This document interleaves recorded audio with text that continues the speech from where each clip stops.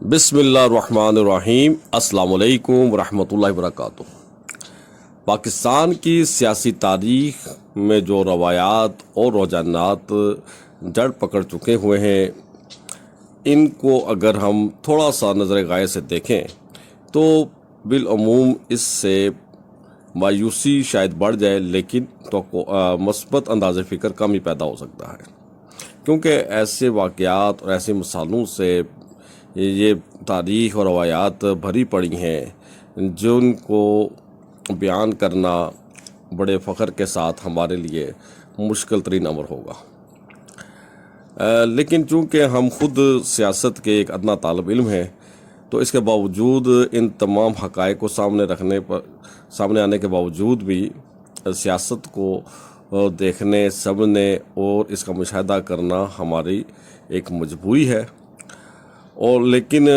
چونکہ روایات اتنی حوصلہ افزا نہیں ہیں، اتنی مثبت نہیں ہیں، تو اس لیے ہم نے آج تک کبھی بھی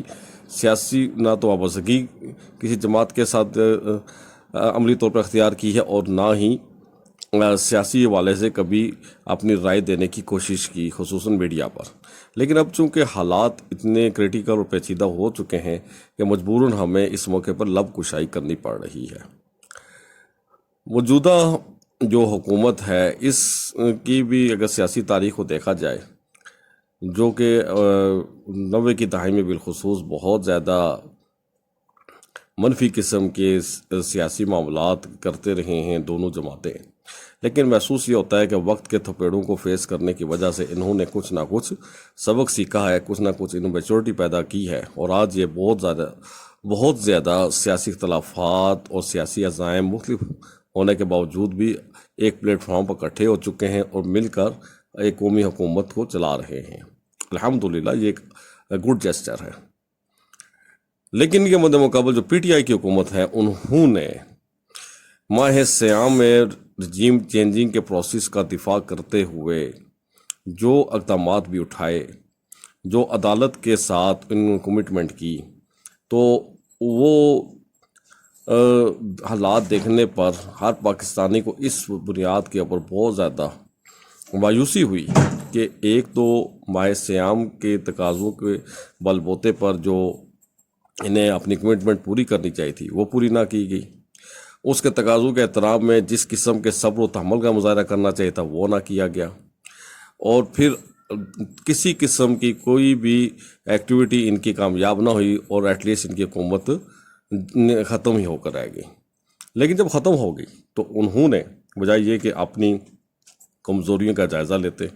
اپنی ناکامیوں کا اعتراف کرتے اور آئندہ سے ان کی اصلاح کر کے ایک بہتر حکمت عملی اختیار کرتے، انہوں نے اپنی تمام تر ناکامیوں کا ذمہ دار اور اس کا وبال قومی اداروں پر ڈالنا شروع کر دیا، اور قومی اداروں کو اس حوالے سے نعوذ باللہ مجرم قرار دینا شروع کر دیا۔ حالانکہ پوری قوم اس وقت اسٹیبلشمنٹ کے ساتھ کھڑی ہے ان کے اس فیصلے پر کہ وہ بہت عرصے کے بعد انہوں نے آئین کا تقاضا پورا کرتے ہوئے، قانون کا تقاضا پورا کرتے ہوئے نیوٹرل یعنی کہ غیر جانبدار رہنے کا اصولی فیصلہ کیا ہے، اور اس اصولی فیصلے کی وجہ سے ہر ذی شعور پاکستانی شہری کا دل نہایت ہی خوش ہے، اور اس کا اپنے اس ادارے کے حوالے سے جو نقطہ نظر ہے نہایت ہی پازیٹیو ہو چکا ہوا ہے۔ اور پھر یہ حقیقت بھی سب لوگ جانتے ہیں کہ اللہ کے بعد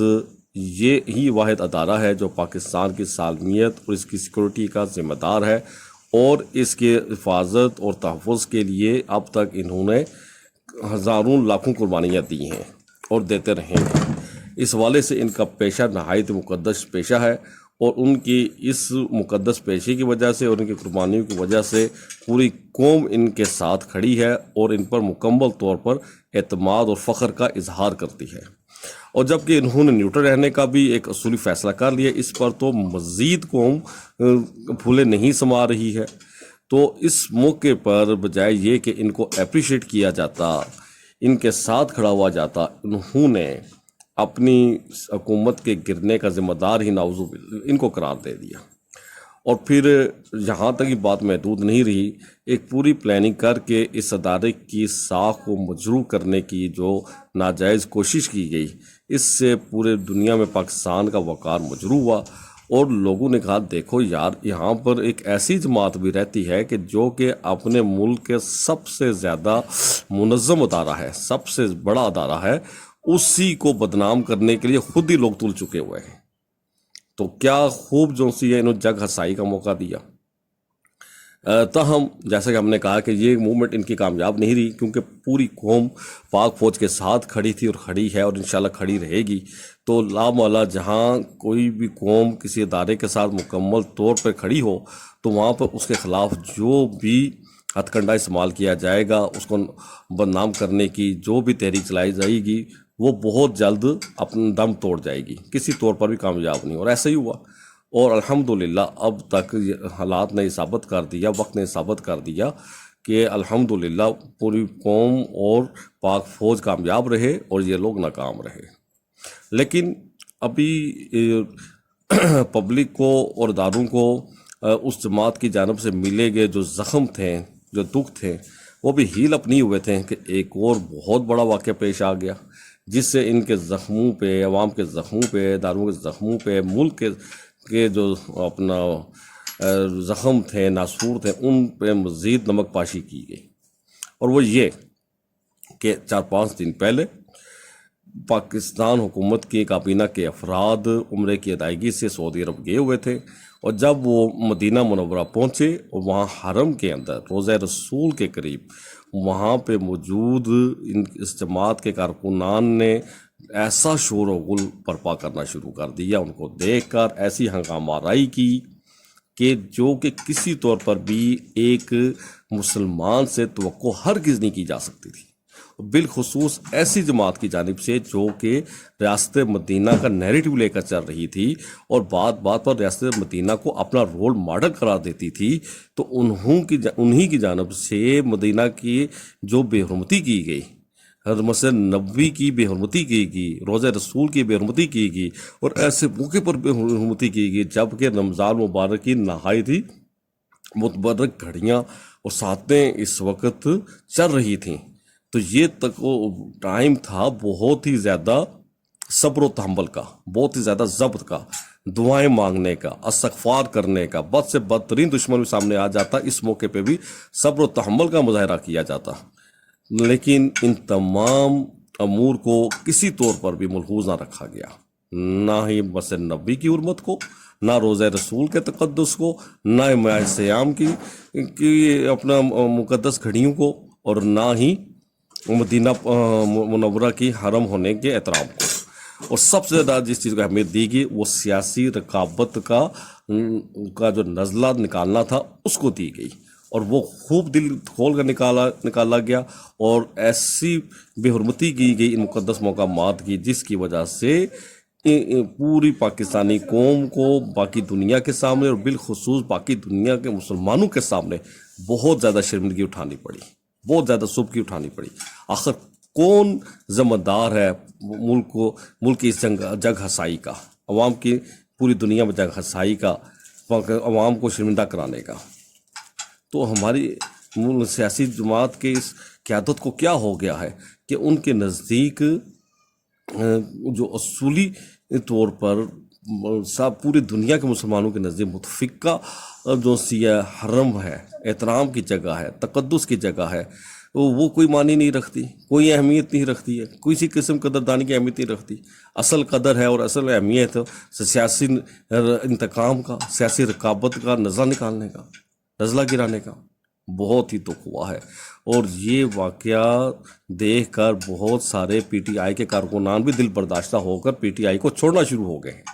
اور میں سمجھتا ہوں یہ عین ان کے ضمیر کا تقاضا تھا اور ایسا کرنا بھی چاہیے تھا۔ اور اس سے بڑھ کر دکھ کی بات یہ ہے کہ جب یہ واقعہ پیش آیا، میڈیا کے ذریعے سے وائرل ہوا، تو بجائے ان کی قیادت کی جانب سے اس واقعے کی مذمت کی جاتی تو اکثر جو لیڈرز ہیں وہ اس کو انڈورس کر رہے تھے،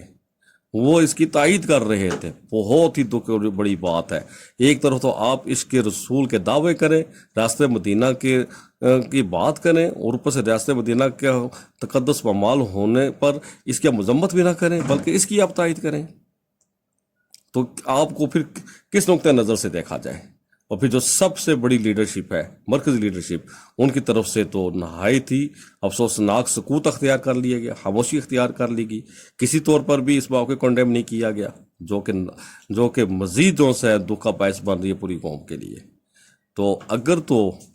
وہ سروائیول چاہتے ہیں تو انہیں چاہیے کہ اس واقعی فی الفور کنڈیم کریں، مذمت کریں، اور اگر وہ نہیں کوئی مذمت کرنا چاہتے تو پھر اس کے نتائج بھگتنے کے لیے تیار ہو جائیں۔ ہم تو دعا کریں گے اللہ تعالیٰ ان کو توفیق دے کہ وہ اس واقعی مذمت کریں اور اسے توبہ استغفار کریں، اور جو لوگ اس میں کے ذمہ دار ٹھہرے ہیں ان کو قانون کے کٹہرے میں لانے کا مطالبہ کریں۔ ہم بھی یہ مطالبہ کرتے ہیں کہ جو لوگ واقعتاً جنہوں نے حرکت کی ہے ان کو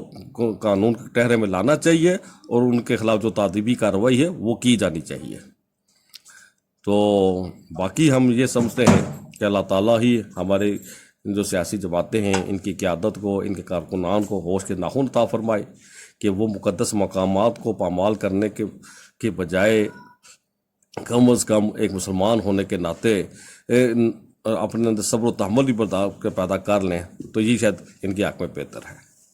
ملک کو، قوم کی اگر یہ نیک نامی کا باعث نہیں بن رہے تو کم از کم بدنامی کا باعث نہ بن پائیں، تو یہی ہمارے حق میں کچھ نہ کچھ بہتر ہے۔ تو اللہ تعالیٰ ہمارے سیاسی کارکنان کو، سیاسی جماعت کے لیڈرز کو یہ بصیرت عطا فرمائے۔ تو ہم امید کرتے ہیں کہ ہماری اس گفتگو کو باعث لیا جائے گا